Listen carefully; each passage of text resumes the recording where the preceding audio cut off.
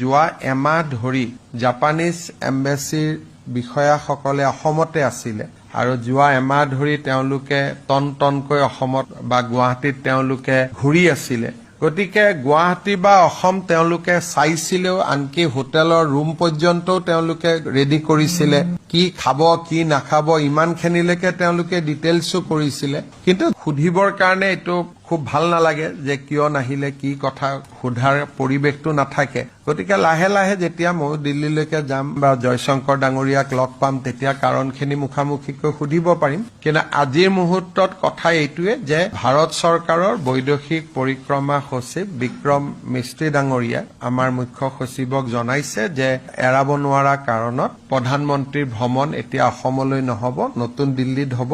আৰু দ্বিতীয়তে তেওঁলোকে আমাক কৈছে যে কিন্তু ইনভেষ্টৰ যিটো মিট সেইটো এপ্ৰপ্ৰিয়েট সময়ত অসমত তেওঁলোকে অনুষ্ঠিত কৰিব।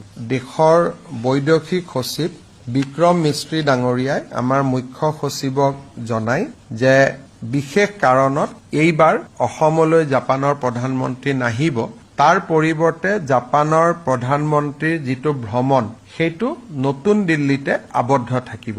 আৰু তেওঁলোকে আমাক কৈছে যে পৰৱৰ্তী পৰ্যায়ত জাপানৰ ব্যৱসায়ীসকলক অসমলৈ লৈ অহাৰ বাবে তেওঁলোকে পৃথকে এটা দিন ঠিক কৰিব, কিন্তু প্ৰধানমন্ত্ৰীৰ ভ্ৰমণটো এইবাৰ অসমত নহব।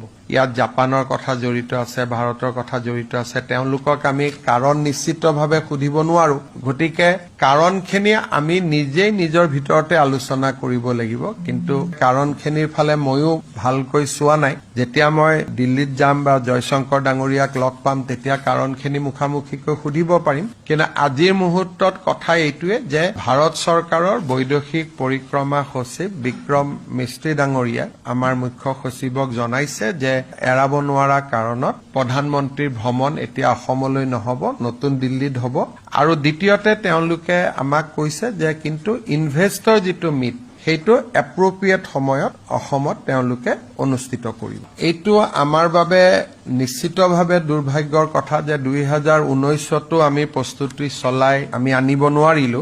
এইবাৰো আপোনালোকে জানে যে যোৱা এমাহ ধৰি জাপানিজ এম্বেসিৰ বিষয়াসকলে অসমতে আছিলে আৰু যোৱা এমাহ ধৰি তেওঁলোকে টনকৈ অসমত বা গুৱাহাটীত তেওঁলোকে ঘূৰি আছিলে। গতিকে গুৱাহাটী বা অসম তেওঁলোকে চাইছিলেও, আনকি হোটেলৰ ৰুম পৰ্যন্তও তেওঁলোকে ৰেডি কৰিছিলে, কি খাব কি নাখাব ইমানখিনিলৈকে তেওঁলোকে ডিটেইলছো কৰিছিলে। কিন্তু সুধিবৰ কাৰণে এইটো খুব ভাল নালাগে যে কিয় নাহিলে, কি কথা সোধাৰ পৰিৱেশটো নাথাকে। গতিকে লাহে লাহে যেতিয়া মই দিল্লীলৈকে যাম, গলে বৈদেশিক মন্ত্ৰী ডাঙৰীয়াক লগ পাম, তেতিয়া সুধিব পাৰিম যে কাৰণটো কি।